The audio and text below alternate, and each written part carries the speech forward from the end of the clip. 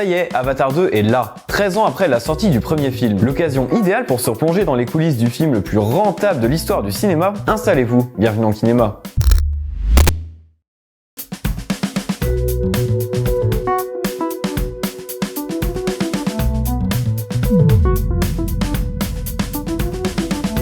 C'est en 1994 que la création d'Avatar commence. Son réalisateur c'est James Cameron et à l'époque il était déjà connu pour avoir fait quelques films cool, genre ça, ça ou ça. Et il va avoir l'idée d'un univers, une planète lointaine peuplée par des aliens bleus, envahie par des humains pour leurs ressources, blablabla, vous connaissez. Ce scénario il va l'écrire en seulement 2 semaines mais il va pas pouvoir le tourner tout de suite parce qu'à l'époque il est déjà sur un petit projet.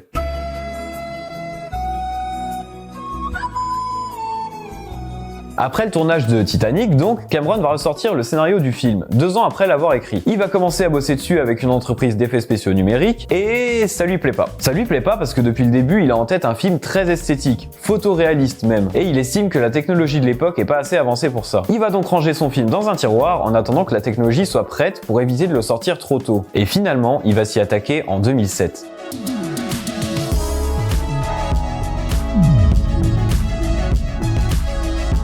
La particularité d'Avatar, c'est qu'il y a des décors et des personnages qui sont réalisés en images de synthèse et d'autres qui sont filmés. Filmer des acteurs, James Cameron, il sait faire. Le vrai défi, c'est la partie animation. Il a voulu un univers le plus réaliste possible et pour y arriver, il va utiliser toutes les techniques de pointe. Déjà des logiciels de fou pour modéliser l'animation, de la motion capture avec des capteurs partout sur les acteurs et des casques spéciaux pour filmer leur expression du visage de très près, mais aussi et surtout un énorme travail sur la direction artistique. Bah oui, parce que les navis, les plantes, les créatures, avant de les voir en 3D, il a bien fallu les imaginer avant. Ils vont confier ça à la société qui s'occupait des effets spéciaux sur Le Seigneur des Anneaux et ils vont créer en vrai les visages des navis, leurs vêtements, leurs accessoires en taille réelle avant de les scanner pour les numériser. Et ils étaient pas du tout obligés de faire ça, hein, mais le fait de les avoir créés de façon artisanale, ça a permis de les rendre beaucoup plus crédibles. Tout ça c'est très bien, mais pour Cameron, il y a un petit problème. Lui, c'est un réalisateur à l'ancienne. Il a l'habitude de filmer lui-même ses films et quand on fait un film avec des images de synthèse, il n'y a pas de caméra. James a le grand triste de pas pouvoir filmer. Du coup, il va demander à ce qu'on lui fabrique une caméra numérique, la première du genre, et grâce à ça, il va pouvoir cadrer ses plans comme s'il était directement dans l'environnement. Grâce à ça, Cameron va réussir à rendre son film aussi beau et réaliste qu'il l'avait imaginé.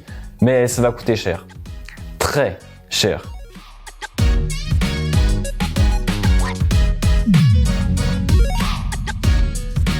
Au total, la production du film va coûter 237 millions de dollars. À sa sortie en 2009, c'était le 4e film le plus cher de l'histoire. Oui, c'est sûr, c'est beaucoup, mais rassurez-vous, ça va être bien rentabilisé, puisque le film va rapporter 2,9 milliards de dollars.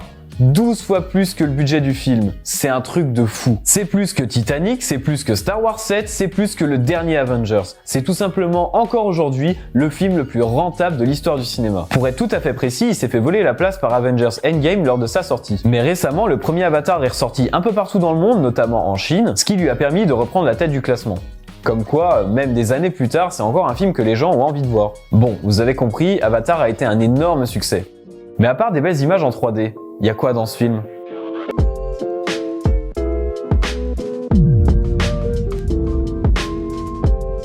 Si vous me dites que vous avez pas aimé Avatar, il y a de grandes chances pour que ce soit à cause de son scénario. Et ça se comprend, hein, on a l'impression d'avoir vu cette histoire plein de fois. Des Américains qui débarquent armés dans une contrée lointaine pour s'en approprier les ressources naturelles au détriment de la population locale. Ça vous rappelle rien ? Et oui, James Cameron a confirmé lui-même que le film critiquait implicitement la guerre en Irak, et même toutes les guerres. Mais bon, là je vous apprends rien. Vous vous souvenez de lui ? Non, c'est normal, c'est l'acteur principal du film qui était presque inconnu avant et qui est resté étonnamment presque inconnu après. Pour info, son nom c'est Sam Worthington. Worthington. Comme ça. Et ben figurez-vous que pour ce rôle principal, James Cameron à la base il avait pensé à Matt Damon. Il lui avait proposé le rôle contre 10% des bénéfices et il a refusé. Je crois que j'ai pas besoin de préciser que 10% du film le plus rentable de l'histoire, ça fait beaucoup. Dans les acteurs, on trouve aussi Sigourney Weaver qui joue une scientifique cool qui, comme par hasard, ressemble beaucoup à son rôle dans Alien, une saga sur laquelle James Cameron a travaillé. Comme par hasard. Si vous le voulez bien, on va maintenant passer à Avatar 2 et ses suites, mais avant ça, pensez à vous abonner si vous aimez le cinéma et son histoire, ça m'aide beaucoup. C'est bon? C'est fait? Eh ben on y va.